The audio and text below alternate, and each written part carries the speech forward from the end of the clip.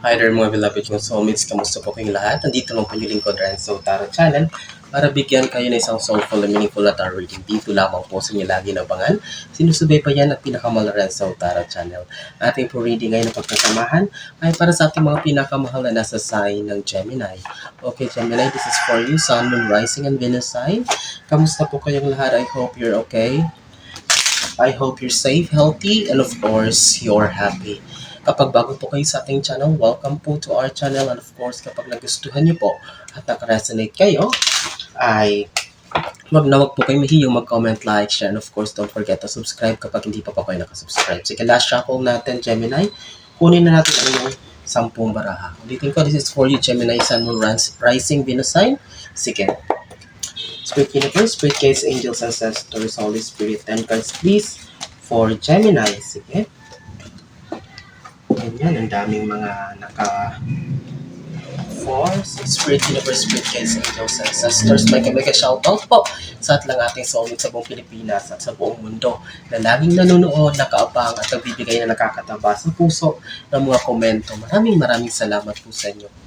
Hindi po ako magsasawang pasalamat sa inyo sapagkat sinabi ko nga kung wala po kayo mga pinamahal kong viewers na soulmates mula noon hanggang ngayon ay wala po ngayon ang Renzo Tarot Channel. Sige, last 2 cards for you, Gemini. Then, okay, your 10 cards are now complete. Huwag na natin patagalin pa to because I know that you're so excited.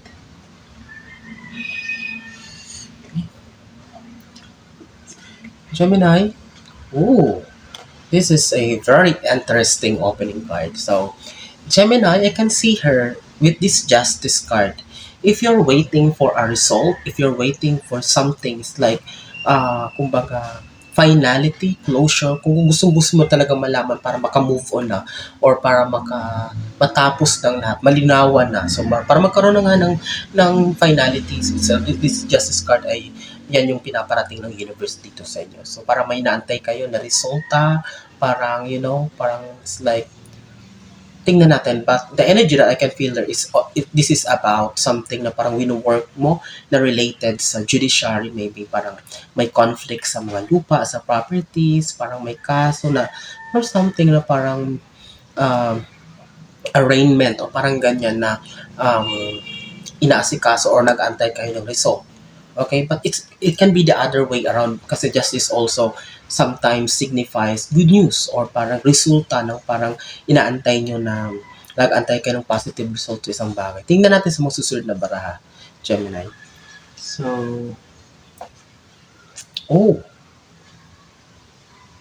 Gemini, congratulations. O ano man yung naantay mo? O nag-aantay ka man ng resulta, kung nag-aantay ka man ng positive news for you, if you're asking yourself, if you're thinking, if you're worrying, kung papabor ba sa inyo ang hustisya, kung papabor ba sa inyo ang magandang balita, or kung may blessing na parating, sinagot tayo ng baraha. Sinagot tayo ni Universe. Here's the Wheel of Fortune card. So, roleta ng kapalaran. So, this is abundance. This is property. This is prosperity. No property, sorry. This is prosperity. This is good news. This is happiness. This is positive result. Victory, success. So, Gemini, don't worry na. Okay? Take it easy. Relax lang. Kasi ito na. Binigay na sa ating universe ang kasagutan. It's a yes. Okay, kayo mananalo. Kayo ang ma-recognize. So, Gemini, worry no more ka na. Okay?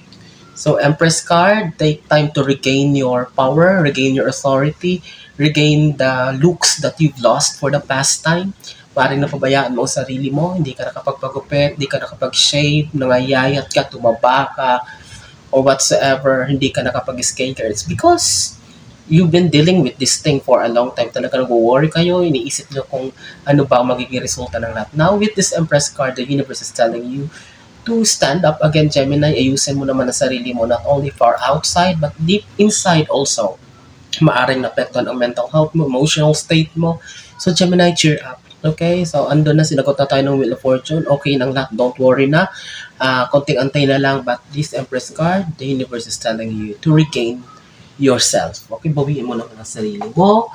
Ngayon, Gemini. Okay, Three of Swords.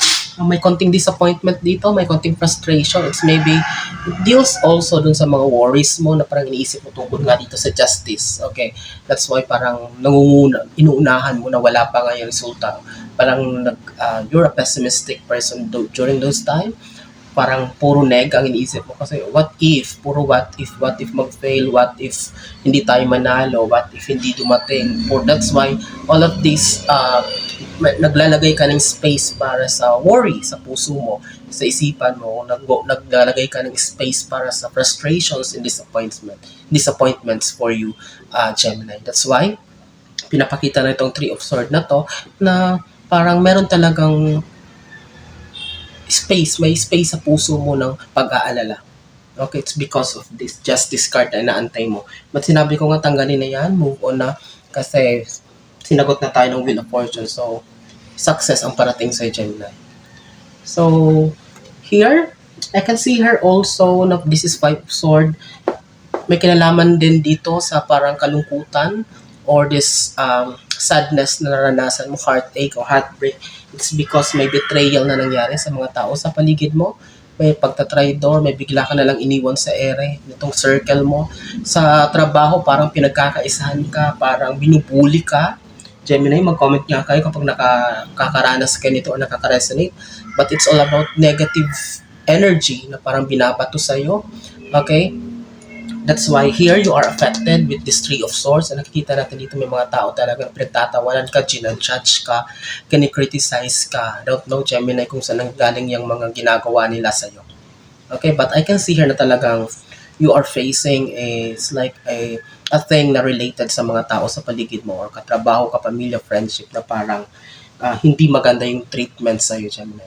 Okay, before we continue, kapag nagustuhan nyo po, please comment, like, share. Of course, don't forget to subscribe po ating channel. And Gemini, so we have here the Ten of Pentacles. If you're waiting for a result, something good news about sa kaperahan, so expect stability in terms of money.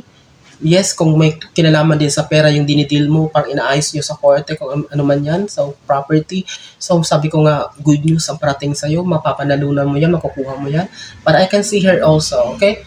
Gemini, tumataya ka ba sa loto?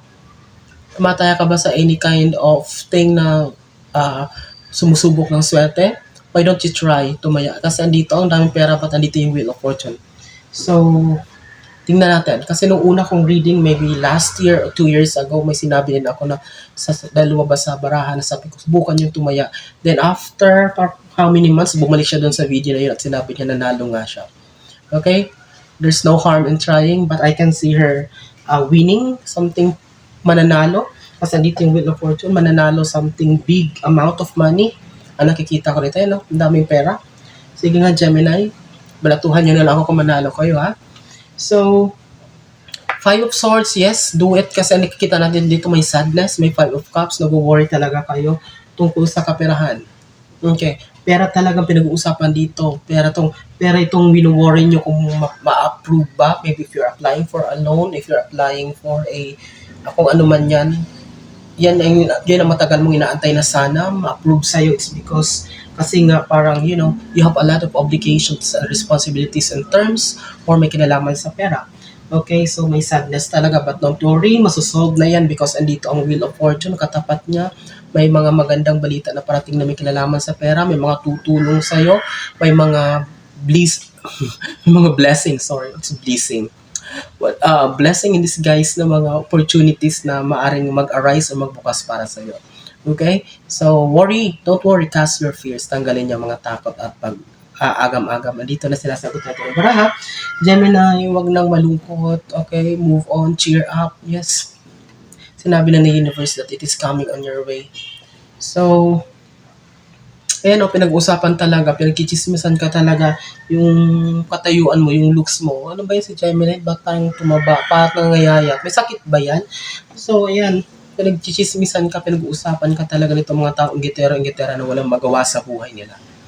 Minomonitor nila ang mga galaw mo, minomonitor nila yung tsura mo, mga activities mo. So, Gemini, pero talaga, siguro kakilala mo yan. That's why nga sinasabi ko sa inyo, i-workout mo na ito.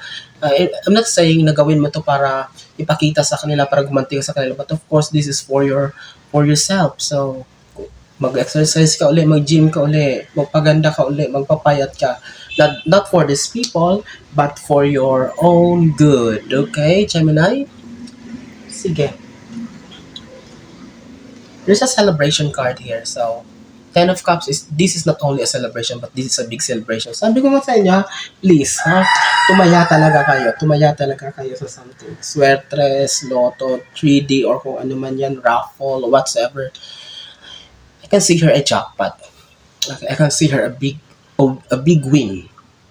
Eh no, hindi lang ikaw, but the whole family, the whole community ang magsasaya dito.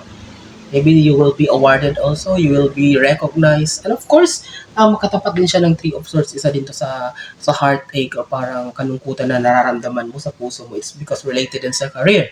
Maybe you are worrying about kung ma-extend ba ang contract, ma-permanent ka ba sa trabaho, ma-approve ba yung ganito mo, so whatsoever. So you're worrying about that. But since lumabas itong Ten of Cups, don't worry. Okay, the universe is telling you that big celebration is coming in your way, Gemini. So, sorry, tapusin natin yung 10th and last card mo. Ito yung kagandahan ng walang edit-edit na video, tuloy-tuloy yan kasi ang daming nangyayari. Ang daming yung nakikita, ang daming yung naririnig. Sorry. So, 10th and last card, Gemini, is the moon. So, it is very clear. This moon sends us a message of clarity, revelation. So, sabihin, malinaw talaga na ang naisip parating sa Gemini na aside from these people na pinagkakaisahan ka, pinagtutulungan ka, you need also to move away, to make a way para lisanin na sila, i-cut off sila, umalis dyan sa sitwasyon na hindi nakakatulong sa'yo. Bakit kung ikaw ba pinagkakaisahan, binubuli ka, are you going to stay there? Of course not. Hahanap ka naman panibagong circle na i-value ka, wherein irerespeto ka, papahalagahan ka, and of course, they will have or they will make you happy. Okay, so this moon card, Gemini, it's telling you that to be clear about your intentions, to be clear about your decisions. So this is clarity, revelation, and of course, mas marami ka pang matututunan, marami ka pang madidevelop na skills, marami ka pang madidiscover na talent sa iyong sarili. Just need to move away sa mga toxicities and negativities. Magugulat ka, tuloy-tuloy ang flow ng blessings for you. But ulitin ko ha, balatuhan nyo ako kapag tumaya kayo at nakuha nyo yung jackpot kasi andito yung Wheel of Fortune, andito yung big amount of money, andito yung Justice. So, balatuhan nyo rin ako kapag naibenta nyo yung malaking amount of property or nabayaran na kayo. Joke lang. So, okay. Ang pag-subscribe lang po sa akin channel at laging panonood, pag-engage po, comment, like, and share, malaking balata na po sa akin yan. I hope and I pray maraming nasa signing Gemini ang makapanood dito ngayon. And I hope you're in a good condition. Ano mo pong ginagawa nyo, nasa po kayo ngayon, mag-iingat po kayo lagi mga pinamahal kong soulmates. Hanggang susunod nating pagsasama. God bless.